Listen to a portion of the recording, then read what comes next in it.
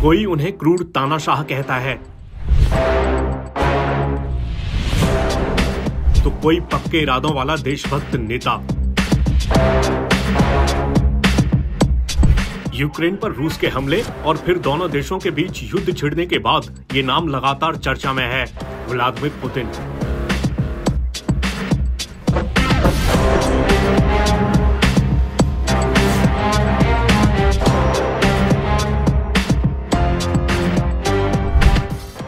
कौन है पुतिन? क्या है उनकी कहानी?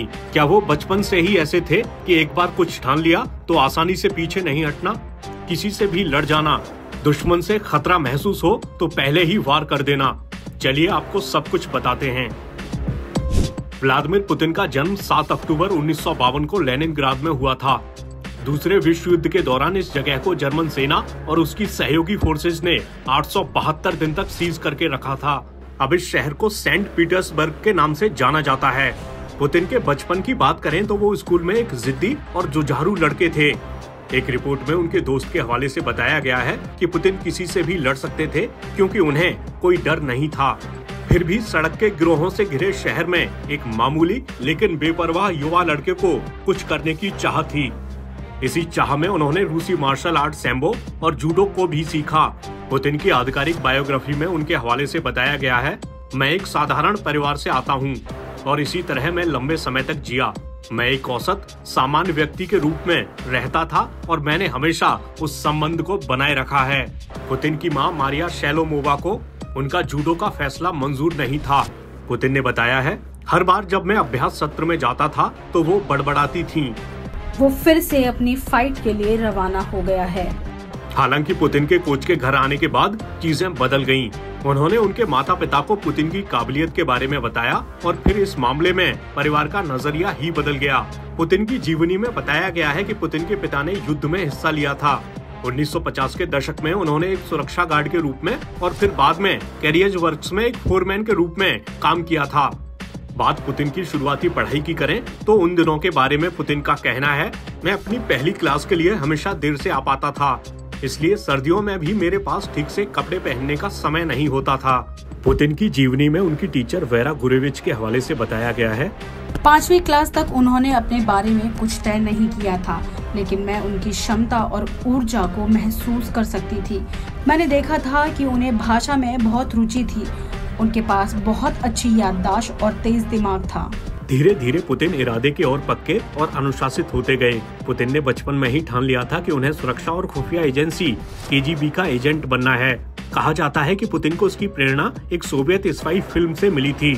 दरअसल पुतिन का मानना था कि KGB एजेंट देश के हित में काम करते हैं और वो भी देश के लिए कुछ करना चाहते थे। अपने बचपन के दिनों को याद करते हुए पुतिन बता चुके हैं कि जब वो 9वीं क्लास में थे तब वो लेनिनग्राद स्थित KGB की बिल्डिंग में गए थे। वहाँ वो रिसेप्शन डेस्क तक गए।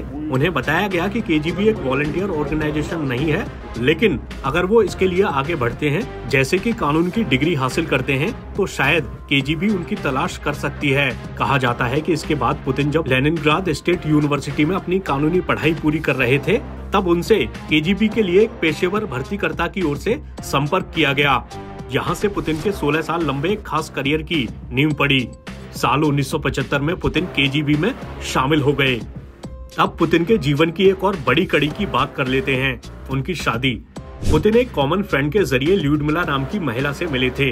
ल्यूडमिला डोमेस्टिक एयरलाइंस में फ्लाइट अटेंडेंट के तौर पर काम कर रही थीं। इस बारे में पुतिन ने बताया है, मेरे एक दोस्त ने मुझे फोन किया और मुझे अर्काडी राइकिन थिएटर में आमंत्रित किया। उन्होंने कहा कि उनके पास पहले से ही टिकट हैं और बताया कि हमारे साथ 2 युवतियां शामिल होंगी। हम वहां गए और युवतियां हमारे साथ शामिल हुई। अगले दिन हम फिर से थिएटर गए। फिर मैंने उनमें से एक लड़की को डेट करना शुरू किया। मेरी होने वाली पत्नी ल्यूडमिला से मेरी दोस्ती हो गई। वहीं पुतिन को लेकर ल्यूडमिला ने बताया, व्लादिमीर के बारे में कुछ ऐसा था जिसने मुझे आकर्षित किया। 3 या 4 महीने बाद मुझे पता चल गया था कि ये वो आदमी है जिसकी मुझे जरूरत थी। खैर, अपनी पहली मुलाकात के 3 साल बाद व्लादिमीर ने ल्यूडमिला को प्रपोज किया। इस बारे में पुतिन ने बताया है, मुझे पता था कि अगर मैंने 2 या 3 साल तक शादी नहीं की तो मैं बिल्कुल भी शादी नहीं करूंगा। ये सच है कि मैं बैचलर के तौर पर जीने का आदी हो गया था, लेकिन ल्यूडमिला ने इसे बदल दिया। इन दोनों ने 28 जुलाई 1983 को शादी कर ली। ये शादी 2013 तक चली। 1985 में जर्मनी जाने से पहले व्लादिमीर और ल्यूडमिला की पहली बेटी मारिया का जन्म हुआ। उनकी दूसरी बेटी कतरीना का जन्म 1986 में ड्रेसडेन में हुआ था। पुतिन की लव लाइफ की बात करें तो लंबे वक्त से उनका नाम जिम्नास्ट रही अलीना काबेवा के साथ जुड़ता रहा है। पुतिन का नाम स्वेतलाना नाम की महिला से भी जोड़ा गया था। अपनी गर्लफ्रेंड से पुतिन के बच्चे होने के दावे भी सामने आते रहे हैं।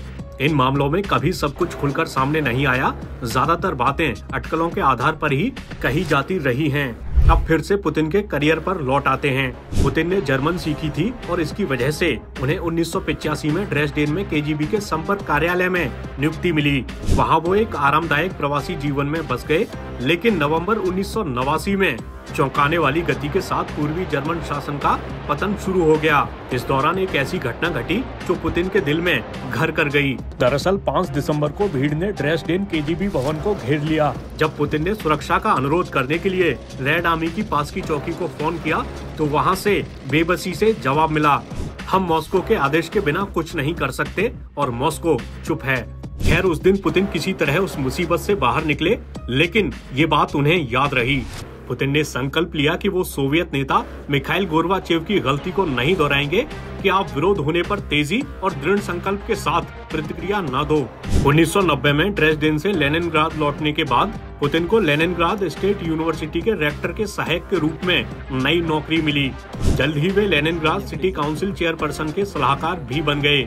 इसके बाद पुतिन का करियर कुछ यूं आगे बढ़ा।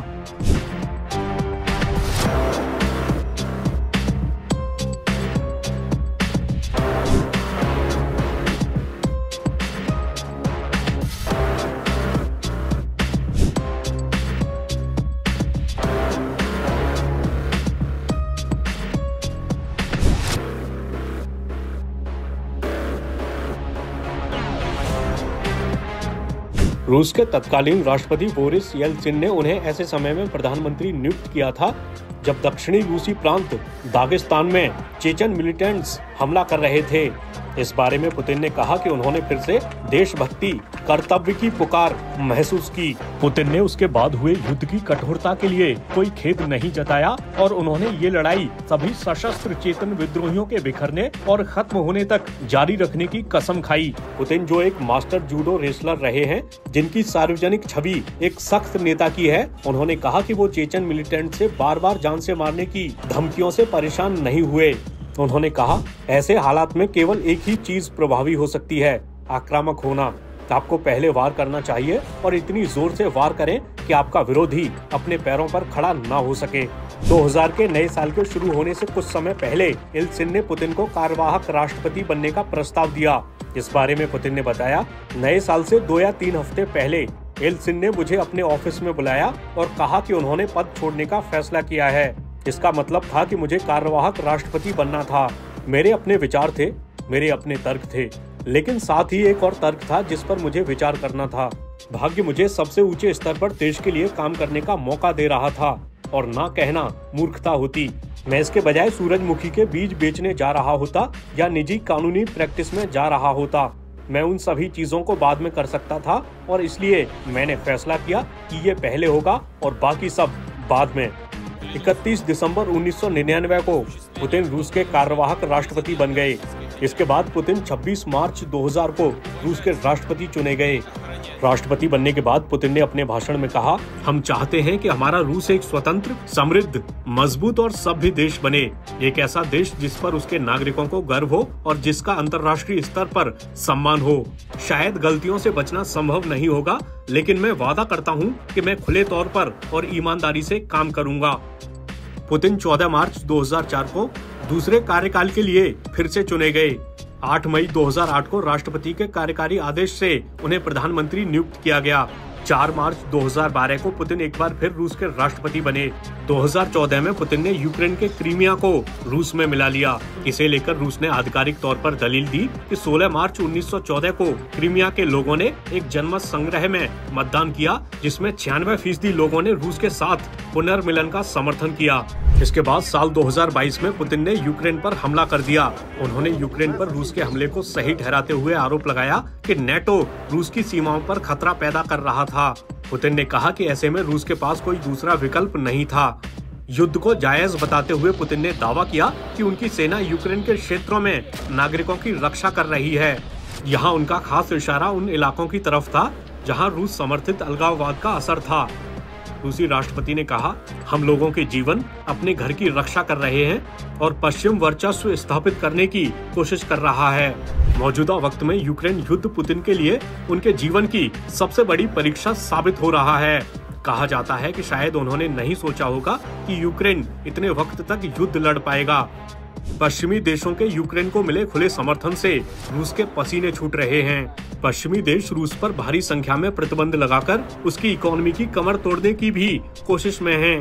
कुल मिलाकर अभी पुतिन के सामने चुनौतियों का ऐसा पहाड़ खड़ा है जिसे वे पार कर पाते हैं या नहीं, ये तो वक्त ही बताएगा।